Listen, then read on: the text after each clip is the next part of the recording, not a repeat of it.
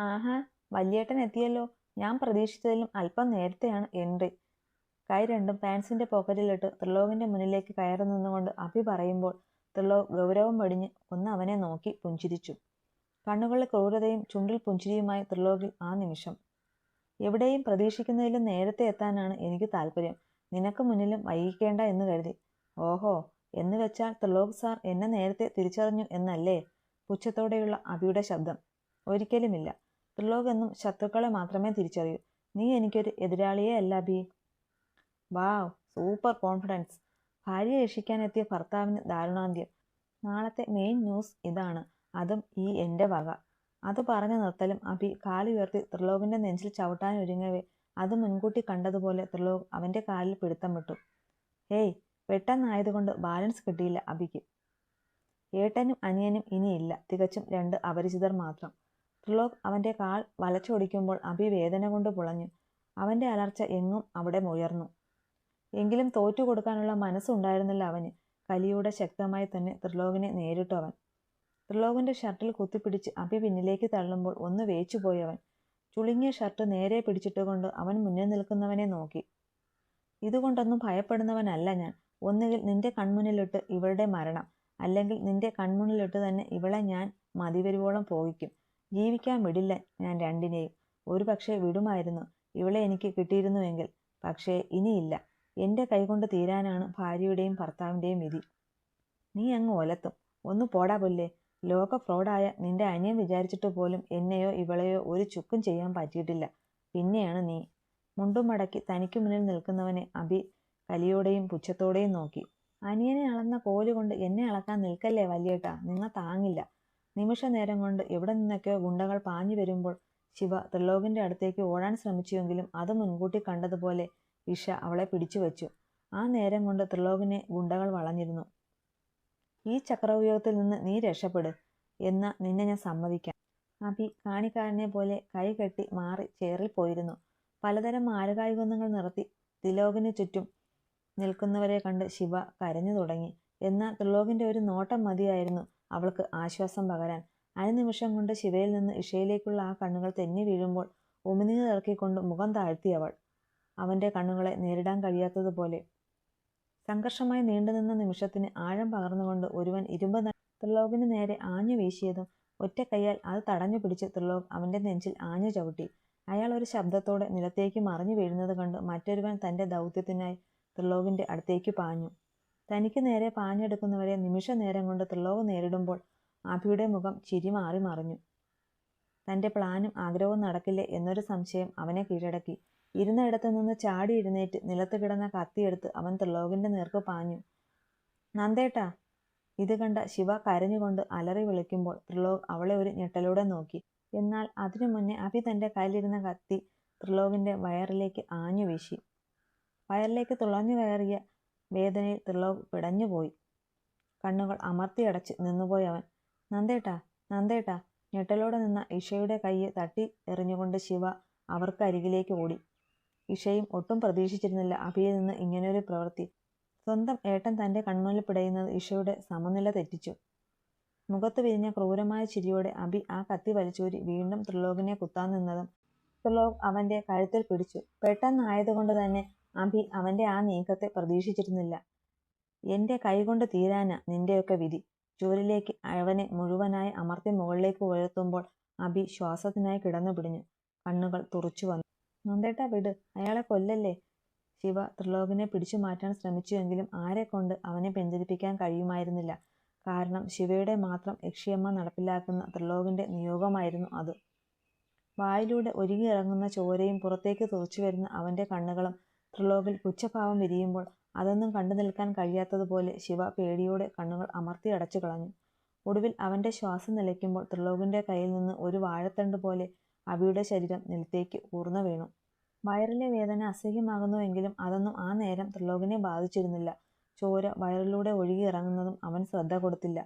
ഇഷയ്ക്ക് തന്റെ കണ്ണുകളെപ്പോലും വിശ്വസിക്കാൻ കഴിയാത്തതുപോലെ അവനെ തന്നെ തുറിച്ചു നോക്കി നിന്നു. അതോടൊപ്പം തന്റെ മരണം കൂടെ അവൾ ആ നിമിഷം ഉറപ്പിക്കുകയായിരുന്നു. അതിന് ആഴം കൂട്ടും പോലെ ത്രിലോക് അവൾക്ക് നേരെ തിരിയുമ്പോൾ ഇഷ ഭയത്തോടെ ഒരടി പിന്നിലേക്ക് നീങ്ങി. വേണ്ട ഏട്ടാ, എന്നെ ഒന്നും ചെയ്യല്ലേ പ്ലീസ്. ഏട്ടാ, എങ്ങോട്ട് വേണോ പൊയ്ക്കോളാം ഞാൻ. പ്ലീസ് ഏട്ടാ. ഭയം ശരീരമാകെ വരിഞ്ഞു മുറുകുമ്പോൾ കൊല്ലാതെ കൊല്ലുന്ന അവസ്ഥയിലായിരുന്നു അവൾ. ത്രിലോകിന്റെ കണ്ണുകളിൽ കാഴ്ച മങ്ങുമ്പോൾ അവയെ അവൻ വലിച്ചു തുറക്കാൻ ശ്രമിച്ചു. ശിവ ഓടി വന്ന് അവനെ ചേർത്ത് പിടിച്ചു. നന്ദേട്ട, ഒന്നുമില്ല നന്ദേട്ട, ഒന്നുമില്ല. അവനിൽ നിന്ന് ഒഴുകിയിറങ്ങുന്ന ചോര കണ്ട് അവളുടെ ശരീരം മരവിച്ചു. കണ്ണുകൾ നിറഞ്ഞൊഴുകി. വാ വിട്ടു കരഞ്ഞു. പേടിക്കേണ്ട ശിവ. മരിക്കാനാണ് വിധിയെങ്കിൽ അതിനും ഭയമില്ല എനിക്ക്. പക്ഷേ മരണത്തിലായാലും നിന്നെ തനിച്ചാക്കില്ല ഞാനിനി. എന്നോടൊപ്പം നീയും ഉണ്ടാവും. അവളെ ചേർത്ത് പിടിച്ചുകൊണ്ട് അവൻ പറയുമ്പോൾ ശിവ അവന്റെ നെഞ്ചിൽ കിടന്ന് അലറി കരഞ്ഞു. തന്നിൽ നിന്ന് ത്രിലോകിന്റെ ശ്രദ്ധ അനുവിട മാറിയതും ഇഷ ഭയത്തോടെ തന്റെ ജീവൻ രക്ഷിക്കണമെന്നോണം പുറത്തേക്കിറങ്ങി ഓടി. ത്രിലോകിന്റെ ശരീരം പൂർണ്ണമായും തളരുമ്പോൾ അത് പുറത്ത് കാണിക്കാതെ അവൻ ശിവയെയും ചേർത്ത് പിടിച്ച് പുറത്തേക്കിറങ്ങി. ഭാരം കൂടി വരുന്ന അവന്റെ ശരീരം കാണുക ശിവയുടെ കരച്ചിലിന്റെ ആഴം കൂടി. നന്ദേട്ടാ, ഈശ്വര, ഞാനിനി എന്താ ചെയ്യേണ്ടത്? ശിവ, നീ പേടിക്കാതെ, എനിക്കൊന്നുമില്ലടി. നീ എന്നെ കാറിലൊന്നും ആക്കിത്താ. വാക്കുകളിൽ ഇടർച്ച വരാതെ അവൻ പറയുമ്പോൾ ശിവ കരഞ്ഞുകൊണ്ട് തന്നെ അവനെയും ചേർത്ത് പിടിച്ച് പുറത്ത് കിടക്കുന്ന കാറിന്റെ അടുത്തേക്ക് പോയി. ഒരുവിധം അവനെ ഡ്രൈവിംഗ് സീറ്റിലേക്ക് കയറ്റി അവളും കയറി. ഈ ഒരവസ്ഥയിൽ അവനെ കൊണ്ട് ഒന്നിനും കഴിയില്ല എന്ന് തോന്നിയെങ്കിലും ത്രിലോക് വേദന കടിച്ചു പിടിച്ച് കാർ സ്റ്റാർട്ട് ചെയ്തു. അമിത വേഗത്തിൽ പാഞ്ഞുകൊണ്ടിരിക്കുന്ന ത്രിലോകിന്റെ കാർ. വയറിലൂടെ നിർത്താതെ ഒഴുകുന്ന ചോര അവന്റെ ശരീരത്തിലൂടെ ഒഴുകിയിറങ്ങി. ഒരു വേള അത് അവളുടെ വെള്ള വസ്ത്രത്തിന്റെ നിറം മാറ്റുമ്പോൾ ഇനി വരുന്നതുമെന്തും തന്റെ നന്ദേട്ടനൊപ്പം സ്വീകരിക്കാൻ ഉറച്ച മനസ്സാലെ തയ്യാറെടുക്കുകയായിരുന്നു ശിവ. കണ്ണുകൾ അടഞ്ഞു പോകുമ്പോഴും ത്രിലോക് അത് വാശിയോടെ തുറക്കാൻ ശ്രമിച്ചു. ഒടുവിൽ അവനെ കൊണ്ട് അതിനും കഴിയാതെ ആയതും നിയന്ത്രണം നഷ്ടമായ അവരുടെ കാർ എതിരെ വന്ന ഒരു ലോറിയുമായി പാഞ്ഞു കയറി. ചോരയിൽ കുളിച്ച ഇരു രൂപങ്ങൾ. ശിവയുടെ കൈകൾ ത്രിലോകിന്റെ കയ്യിൽ മുറുകുമ്പോൾ ഇരു മനസ്സുകളിലേക്കും ഒന്നിച്ചു വന്നത് ഒരു കുഞ്ഞു പെണ്ണിന്റെ രൂപം മാത്രമായിരുന്നു. നിറഞ്ഞു കവിയുന്ന കണ്ണുകൾ മെല്ലെ മെല്ലെ പൂർണ്ണമായും അടഞ്ഞുപോയി. 2 വർഷങ്ങൾക്ക് ശേഷം. ധ്രുവേട്ട, മോളെ എഴുന്നേൽപ്പിച്ച് കുളിപ്പിച്ചേ. ദേ സമയം പോയിട്ടോ. സാരിയിൽ പ്ലേറ്റ് പിടിച്ച് ഷോൾഡറിൽ കുത്തുന്നേരം മുന്നിലെ കണ്ണാടിയിലൂടെ പിന്നിലേക്ക് നോക്കി വിളിച്ചു പറഞ്ഞു ഗൗരി. ദേ, ഞാൻ അങ്ങോട്ട് വന്നാൽ അച്ഛനും മോക്കും നല്ല പെട വാങ്ങൂട്ടോ. ധ്രുവേട്ട, എഴുന്നേക്കാൻ. ഇത്തവണ അല്പം കൂടെ ശബ്ദം ഉയർത്തി അവൾ. എന്റെ ഗൗരി, ഞങ്ങളെ ഉറങ്ങാൻ സമ്മതിക്കില്ലേ നീ? കള്ള ഗൗരവത്തോടെ ധ്രുവൻ മുഖം പൊക്കി അവളെ നോക്കി കണ്ണുരുട്ടുമ്പോൾ ഗൗരി തിരിഞ്ഞ് അവനെ ദയിപ്പിക്കും വിധം നോക്കി. ആ നോട്ടം കണ്ട് അവൻ അവൾക്ക് നേരെ ചുണ്ടു കൂർപ്പിച്ച് ഉമ്മ കൊടുക്കുന്ന പോലെ കാണിക്കുമ്പോൾ പെണ്ണിന്റെ മുഖം ഒന്ന് മാറി. എങ്കിലും അവൾ അത് സമൃദ്ധമായി മറച്ചു പിടിച്ചു. രാവിലെ വഷളത്തരം കാട്ടാതെ എഴുന്നേക്കാൻ നോക്കു ധ്രുവേട്ട. അമ്പലത്തിലെ ദീപാരാധന തുടങ്ങും മുന്നേ നമുക്കവിടെ എത്തണം. ആ പെണ്ണെ എഴുന്നേറ്റു. ധ്രുവൻ മുണ്ടും മുറുക്കി ഉടുത്തുകൊണ്ട് എഴുന്നേറ്റ് അരികിൽ കിടക്കുന്ന കുഞ്ഞു പെണ്ണിനെ ഒന്ന് നോക്കി. ത്രിലോകിന്റെയും ശിവയുടെയും പൊന്നോമന ഇന്ന് ധ്രുവിന്റെയും ഗൗരിയുടെയും മകളാണ്. അന്നത്തെ ദിവസം ധ്രുവൻ ഒരുപാട് അലഞ്ഞു ശിവയ്ക്ക് വേണ്ടി. എങ്കിലും കണ്ടെത്താനായില്ല. ഒടുവിൽ അവൾക്കൊപ്പം അവളെ തിരിഞ്ഞുപോയ ത്രിലോകിനെയും കാണാതെ ആയതും പോലീസിൽ കംപ്ലൈന്റ് കൊടുത്തു. അതും സാവിത്രി അമ്മയുടെയും വാര്യരുടെയും നിർബന്ധപ്രകാരം. അന്വേഷണം പുരോഗമിച്ചു. ഒടുവിൽ അവർക്ക് വേണ്ടി കാത്തിരുന്ന പാലയ്ക്കക്കാർക്ക് കിട്ടിയ വിവരം ത്രിലോകിന്റെയും ശിവയുടെയും മരണവാർത്തയായിരുന്നു. എന്താ ആലോചിച്ചിരിക്കുക? റെഡിയാകുന്നില്ലേ? ധ്രുവന്റെ തോളിൽ ഒന്ന് തൊട്ടുകൊണ്ട് ഗൗരി ചോദിക്കുമ്പോൾ അവനൊന്ന് മുഖമുയർത്തി നോക്കി അവളെ.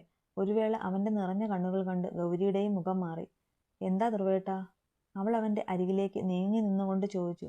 എന്റെ ശിവ എന്നെങ്കിലും മടങ്ങി വരുമോ ഗൗരി? അവളും അവളുടെ നന്ദേട്ടനും തമ്മിൽ കാണാത്തൊരു ദൂരത്ത് ഇപ്പോഴും ഉണ്ടാവുമോ? അവന്റെ ആ ചോദ്യത്തിന് ഒരു മറുപടി അത് ഗൗരിക്ക് പ്രയാസമായിരുന്നു. അവൾ അവളോട് തന്നെ ചോദിക്കാറുണ്ട് പലപ്പോഴും ഇങ്ങനെയൊരു ചോദ്യം. പക്ഷേ ഉത്തരം കിട്ടാറില്ല. ആകെ ഉള്ളൊരു പ്രതീക്ഷ പോലീസുകാർ മരിച്ചു എന്ന് വിധി എഴുതിയിട്ടും തിരിച്ചു കിട്ടാത്ത അവരുടെ ശരീരം മാത്രമാണ്. ഇന്നത്തെ ദിവസം നമ്മുടെ മകൾക്ക് അത്രയും പ്രിയപ്പെട്ടതാണ് ധ്രുവേട്ട. 2 ചേരിയിൽ നിന്ന് നമ്മളെ ഒന്നിപ്പിച്ചത് പോലും നമ്മുടെ മോളാണ്. അവളുടെ അച്ഛനും അമ്മയും ഇപ്പോൾ നമ്മളാണ്. അവളുടെ പിറന്നാൾ ദിവസം സങ്കടമൊന്നും വേണ്ട. അവൾക്ക് നമ്മളുണ്ട്. നമ്മൾ മാത്രം മതി. പൊന്നുപോലെ നോക്കാം നമുക്ക് മോളെ. ഗൗരി ഉറങ്ങിക്കിടക്കുന്ന കുഞ്ഞു പെണ്ണിന്റെ നെറുകയിൽ തലോടിക്കൊണ്ട് പറയുമ്പോൾ ധ്രുവൻ മുഖം താഴ്ത്തി ആ കുഞ്ഞു നെറ്റിയിൽ ചുണ്ടമർത്തി. ആ കുഞ്ഞിന്റെ അച്ഛനും അമ്മയുമാണെന്നവർ. പൊക്കിൾക്കൊടി ഇല്ലാതെ രക്തബന്ധമില്ലാതെ യക്ഷിയമ്മ വിധി എഴുതിയ കർമ്മബന്ധം. അവൾക്ക് ആഹാരം കൊടുത്തോ സുജി? തങ്ങൾക്കരികിൽ വന്നിരിക്കുന്ന സുചിത്രയോടായി ചോദിച്ചു സാവിത്രിയമ്മ. ഓ, കൊടുത്തമ്മേ. അധികം വലിച്ചു നീട്ടാതെയുള്ള മറുപടി. വിദൂരതയിലേക്ക് കണ്ണു നീട്ടിയിരിക്കുന്ന തന്റെ മകളെ നോവുന്ന ഹൃദയത്തോടെ നോക്കി ആ വൃദ്ധദമ്പതികൾ. വിധിയുടെ നീചപ്രവൃത്തിയിൽ വീണടിഞ്ഞ ഒരു ജന്മം. ജന്മം കൊടുത്ത മകനിന്നൊപ്പമില്ല. മകൾ ഒരു മുഴുഭ്രാന്തിയായി അകത്തളത്തിലെ മുറിയിൽ കഴിച്ചുകൂട്ടുന്നു. താലി ചാർത്തിയവൻ ഇന്ന് എവിടെയാണെന്നോ എങ്ങനെയാണെന്നോ അറിയില്ല. എന്തിനേറെ ജീവിച്ചിരിപ്പുണ്ടോ എന്ന് പോലും. ശിവദ, ഞങ്ങളുടെ സ്വന്തം മകൾ. ദൈവം ഞങ്ങളിൽ നിന്ന് അവളെ തട്ടിയെടുത്തുവെങ്കിലും അവൾ അവളുടെ പ്രാണന്റെ ഒപ്പമാണെന്ന്. ആകെ സമാധാനം വിതയ്ക്കാൻ ഇന്ന് അവർക്ക് സ്വന്തമായുള്ളത് ത്രിലോകിന്റെ പൊന്നോമന പുത്രി മാത്രം. സാവിത്രിയമ്മ അവരെ നോക്കി തന്റെ നിറഞ്ഞ കണ്ണുകൾ തുടയ്ക്കുമ്പോൾ വാര്യർ ആ മനസ്സറിഞ്ഞ പോലെ അവരെ ഒന്ന് ചേർത്തു പിടിച്ചു. 3 മക്കൾ ഉണ്ടായിട്ടും ഇന്ന് അവർക്കും ഒപ്പമുള്ളത് ഒരു മകൾ മാത്രം. സേതുവും വിനീതയും ഇന്ന് ആർക്കോ വേണ്ടി ജീവിക്കുന്നു. അതുപോലെ ബാലനും. തങ്ങളുടെ മക്കളും ചെറുമക്കളും തിരികെ വരുമെന്ന പ്രതീക്ഷയിലാണ് ഇന്ന് ആ തറവാട്ടംഗങ്ങൾ. എന്നാൽ കാലം കാത്തുവച്ച മറ്റൊരു വിധി. ഇതേ സമയം അങ്ങ് ദൂരെ അവന്റെ നെഞ്ചോരം ചാഞ്ഞ് അവൾ ഇരിപ്പുണ്ടായിരുന്നു. അവളെ തന്നിലേക്ക് അണച്ചുപിടിച്ച് അവനും. അവർക്ക് ചുറ്റും കാവലായി ഒരു ദീപവലയവും. തിരിച്ച് വരവിന് തയ്യാറെടുക്കുകയായിരുന്നു അവർ ഇരുവരും ഒരു മനമോടെ. ഒരു മടങ്ങിവരവിനുള്ള സൂചന പോലെ കാവിലെ കൽപ്രതിഷ്ഠയ്ക്ക് ചുറ്റും മൂടിക്കിടന്ന കരിയിലകൾ കാറ്റിൽ പാറിപ്പറന്നു. ആ വിഗ്രഹം കൂടുതൽ ശക്തമായി ജ്വലിക്കുമ്പോൾ അകന്നുനിന്ന ദേവീ ചൈതന്യം കൂടെ അതിലേക്ക് ആവാഹിക്കപ്പെടുകയായിരുന്നു. ത്രിലോകും ശിവയും മടങ്ങിയെത്തി. ഇനിയുള്ള കാലം അവരുടെ പൊന്നോമനയ്ക്കൊപ്പം ഒരുപാട് കാലം സുഖവും സന്തോഷമായി ജീവിക്കാൻ യക്ഷിയമ്മ അവരെ അനുഗ്രഹിക്കട്ടെ. ഈ കഥ ഇവിടെ അവസാനിക്കുകയാണ്. ഇത്രയും നാൾ നിങ്ങൾ തന്ന എല്ലാ സപ്പോർട്ടിനും ഒത്തിരി നന്ദി. Okay, thank you.